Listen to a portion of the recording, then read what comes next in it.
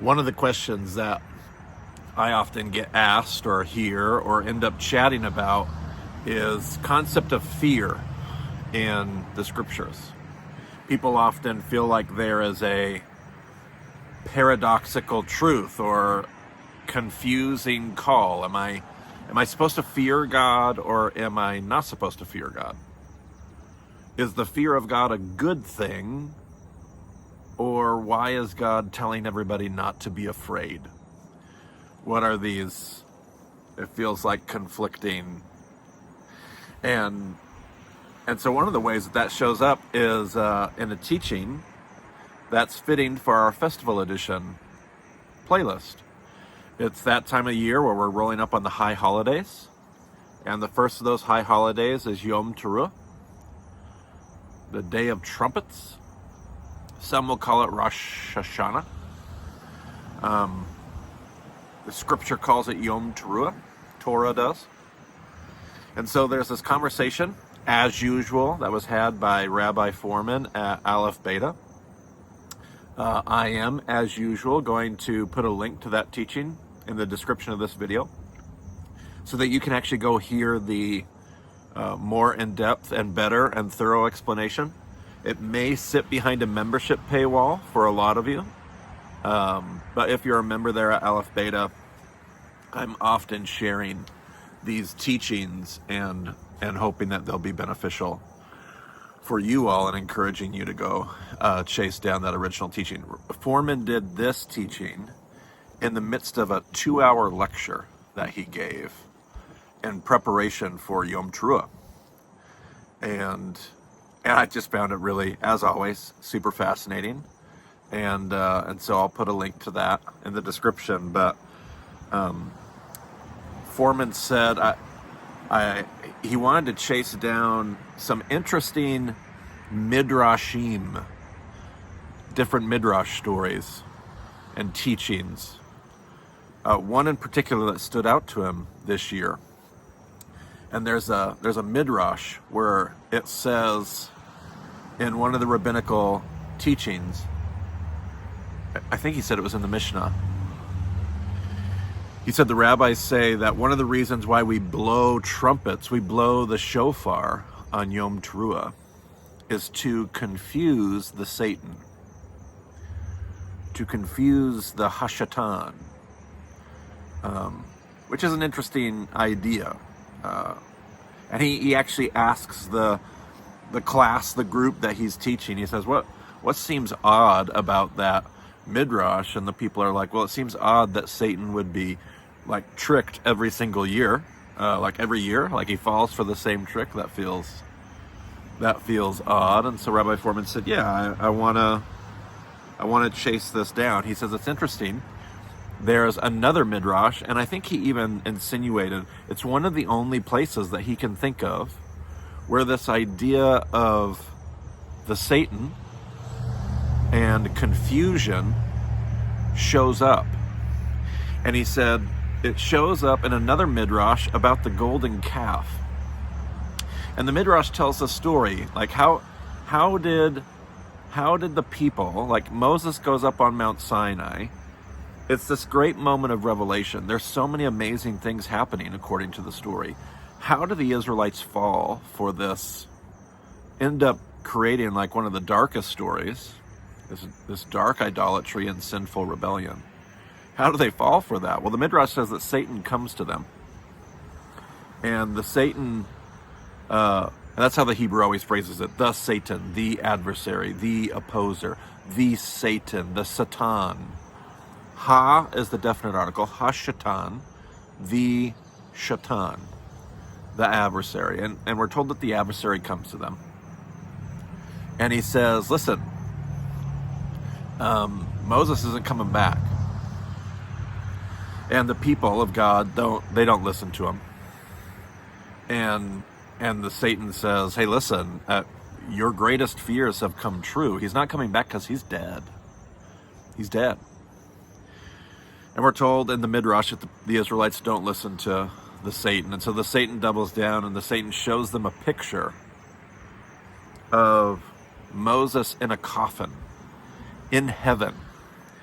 He says, look, here's your proof.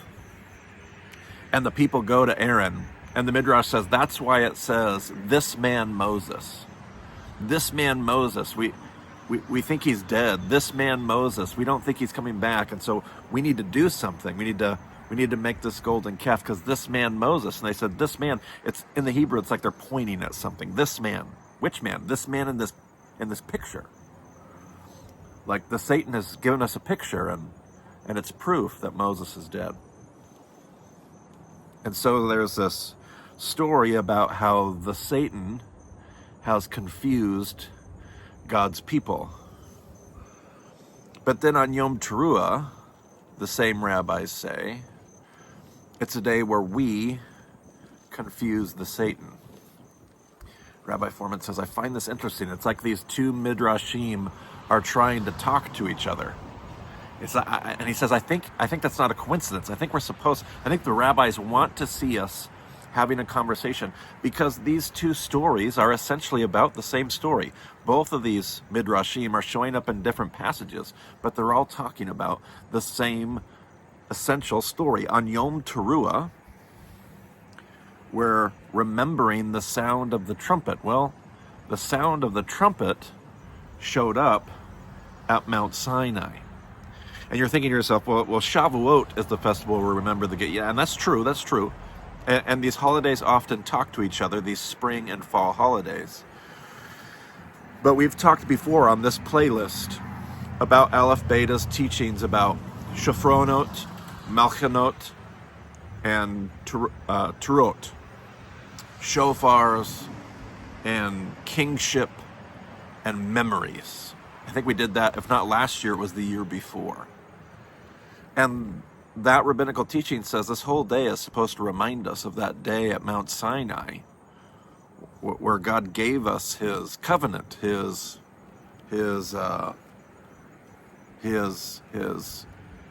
way of obedience, His path of righteousness. And so Fohrman says it's interesting to think about these midrashim.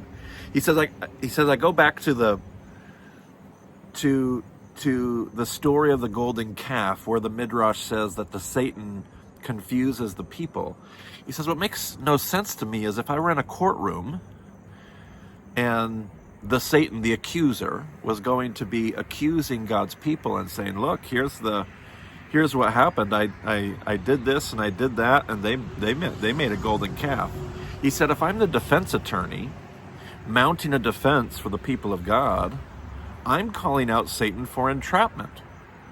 He essentially lied. He set up a false situation and then entrapped us. That's not even fair. So how do these stories work and talk to each other? Fohrman says, I do believe you're supposed to see these midrashim connected. Not only are they two almost identical stories about the Satan and confusion. On one hand, he's confusing the people, but in the other story, it's the people confusing the Satan. Not only is that their confusion of the Satan connection, but it's also that same story. It's the same story of Sinai. He says when we celebrate, when we observe Yom Teruah, we're supposed to be remembering the shofar. And he says it's a weird thing to remember. Like if you were to go back to the story of Sinai, and he said if you were to create a top 10 list, like what are your top 10 things you're going to remember about the story? He's like, I'm not sure the shofar makes the list. Like you're going to remember the tablets, you're going to remember the covenant, like you're going to remember the relationship, the revelation of God, you're going to remember the teaching of Torah. I'm not sure that of all the things you're going to think about when you think of Sinai, that particularly the sound, it's just one detail amidst a lot of details, that you're going to remember the sound of the shofar. But yet this is what we're told we're supposed to remember when we think back to the day that we accepted, as a Jewish people, we accepted God's kingship. We said, you are our king and we're going to follow your way. And we're not told to remember the tablets. We're told to remember the shofar. Why is that? So Fohrman dives in his typical way, and he's going to spend 20 or 30 minutes basically showing how in the text, the shofar is essentially, it's the presence of God. It is the sound of his voice. He shows that in the text, when they're standing at the mountain, there is a sound of a shofar that's getting louder and louder and louder, and the sound of that shofar eventually becomes words. But they don't hear God's voice as words initially.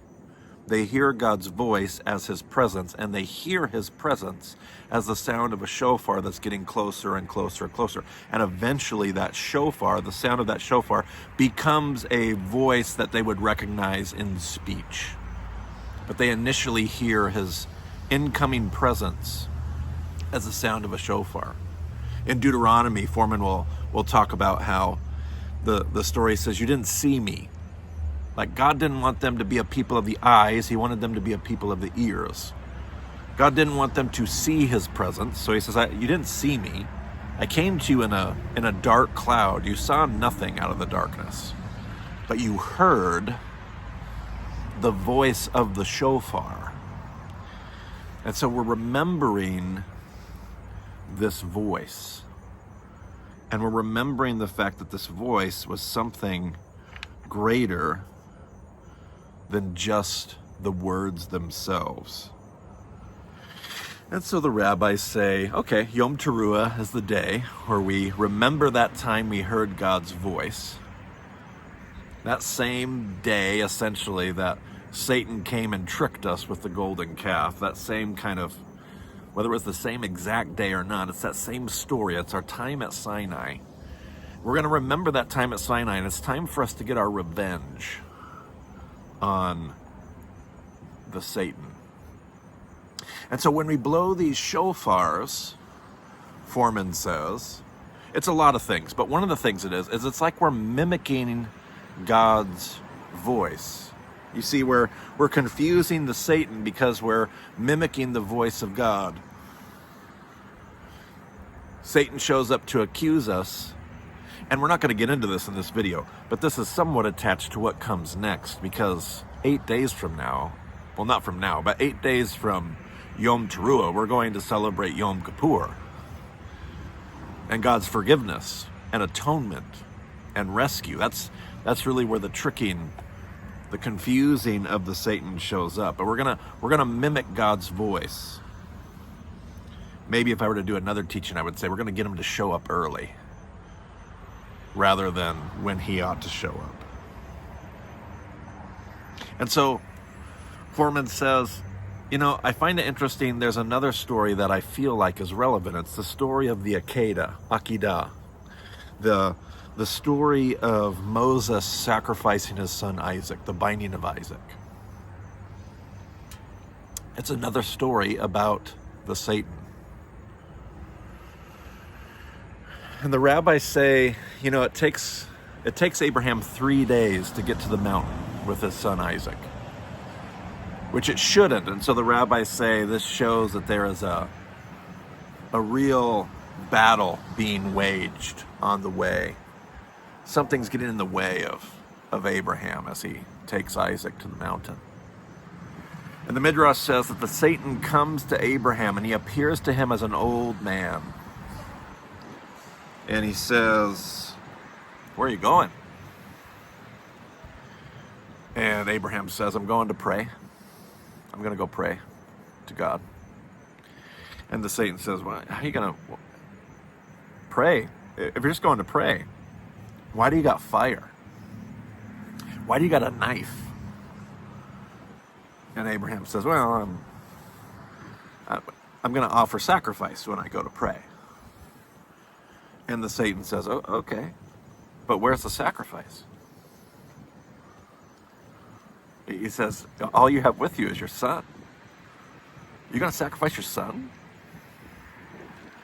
And it says that Abraham presses onward with this resolute determination to do what God's asked him to do. And so the Satan changes his tactics, and he leaves Abraham alone, and this time he comes to Isaac on his way to the mountain. And he shows up to Isaac, but this time he shows up as a young boy. And he comes walking up to Isaac, and he says, Isaac, where are you going? And Isaac's like, I'm going with my dad. We're going to go pray. And Satan says, why does your dad have like a knife and fire and wood? Well, because when we get there to pray, we're going to offer a sacrifice. And the Satan says, Isaac, but there's no sacrifice. Like, there's no lamb. Like, where's the sacrifice? And Isaac says, I don't know. And the Satan says, you fool. The sacrifice is you. Your father, your crazy father, is going to sacrifice you. And we're told that Isaac presses on in resolute determination to do the things that God has called them to do. It's an interesting midrash, but Fohrman says what the rabbis notice, what the rabbis talk about that midrash, is how God appears to Abraham. Not how God appears, how the Satan appears. To Abraham, the Satan appears like an old man. And to Isaac, the Satan appears as a young boy. And the rabbis say, why does the midrash do that? The rabbis say, because what is the Satan? And don't freak out when we talk about this. We've talked before in other videos about the reality of Satan. Let's just follow the rabbis for a moment. The rabbis say, well, the Satan is us.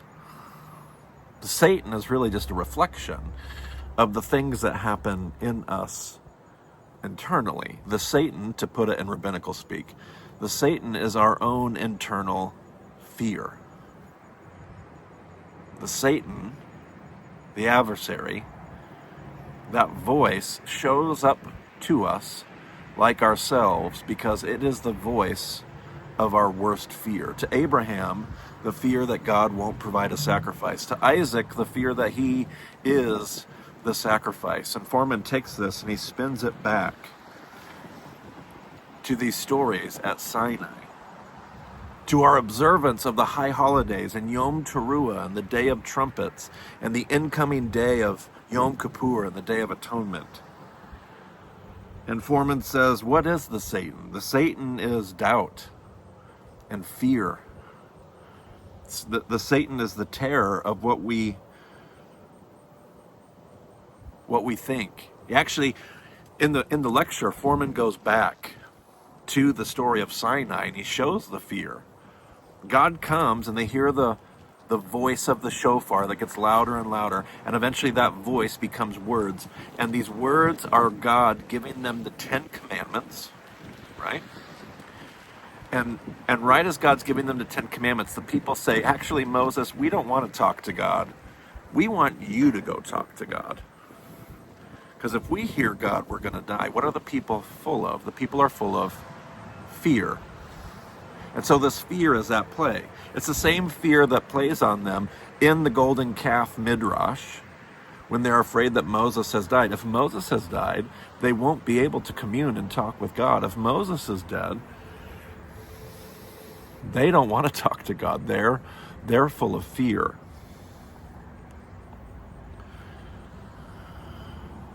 And the story links fear and confusion together. Oftentimes when we're full of fear, it's easy for us to get confused. And when you have a cocktail of fear and confusion, the time is ripe for you to do some pretty dumb, sinful, rebellious things. Because you're so confused and afraid and upset. And so what is the way out of this fear and confusion? Fohrman says that's what Yom Teruah is all about. The Day of Atonement and the High Holidays is our way of facing fear and what could be confusion and turning it around and remembering the story. Fohrman actually doubles down. He says, there was a story even before Sinai where we heard the presence of God coming. Like we heard God coming and we reacted in fear. That's the story of the Garden of Eden. Adam and Eve hear the voice of God. They hear God walking in the desert. Fohrman says, I bet it sounded like a shofar. They heard God coming and they hid because they were afraid. Fohrman says the antidote to fear is remembering we blow that shofar to confuse the Satan that's inside of us. You want to know why it wasn't entrapment?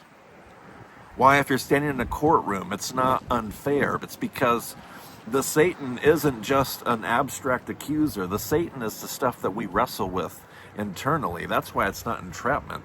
The fear is ours. And so we blow the shofar to remind ourselves of these stories where we ran and hid in fear, but instead God tried to pull us in to relationship. And Fohrman closed his lecture, the last 15 minutes or so of his lecture, was Fohrman closing his lecture with this reflection on what is the difference between fear and fear. There's the kind of fear that fills us with terror, and when it's mixed with confusion, causes us to do really bad things. But then there's the kind of fear that we often call awe or reverence. He talked about this passage where Moses was talking to the people about Sinai, and he says, God, I don't want you to be afraid. They say, Moses, you're supposed to go talk to God, because if we talk to God, we're going to die. And Moses says, no, don't be afraid. This is happening so that you will fear God, which is a weird verse. Like Moses is saying, don't be afraid. This is happening so that you'll be afraid? No, don't be afraid, full of terror. This is happening so that you'll revere God and have a sense of awe about who he is and what your relationship looks like. Fohrman compares it to, say, standing before the Grand Canyon. There is, when we encounter fear and it's not mixed with terror and confusion, it draws us in. We want to get closer. When we aren't confused, but we're more sure of the thing it is that we're looking at and the thing that it is that we're dealing with, we're drawn towards it. We're not drawn to run from it. You don't see the awe and the grandeur of the Grand Canyon and run away. You see the awe and you step in and you revel in it. There may have been a day where we heard the voice of God and we were full of terror and confusion and we ran and we hid because we were afraid, but no more.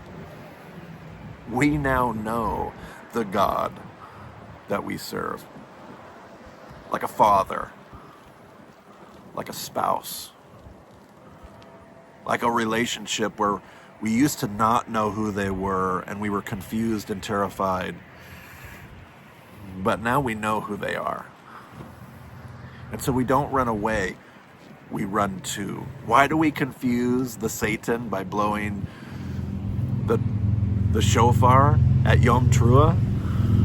Because we're reminding ourselves that even though, as we think about and wrestle with all of our sin and our rebellion, as we start to turn towards Yom Kippur and think about the Day of Atonement, when we start to get to a place where we're yearning for and asking for God's forgiveness, we might be afraid. We might be confused. We might wonder whether or not we might be afraid that God's not going to forgive us. But we know who this God is. And so we blow the shofars to remind ourselves of these stories. And to take our confession and to take our repentance and not run away, but run towards. Not hide, but lean in. And say to our King, say to our Father, say to our husband, here I am with my list of garbage, failure, knowing that you'll love me, and knowing that you'll see me, and knowing that you'll forgive and accept me. That's the difference between fear and awe, between fear and fear. Maybe that'll be a helpful reflection this year as we come up to the high holidays and we start thinking about our own repentance, our own confession, our own atonement, and God's acceptance as our King and our Father and our lover. May it be so. Hope you have a great Yom Teruah. We'll talk to you soon.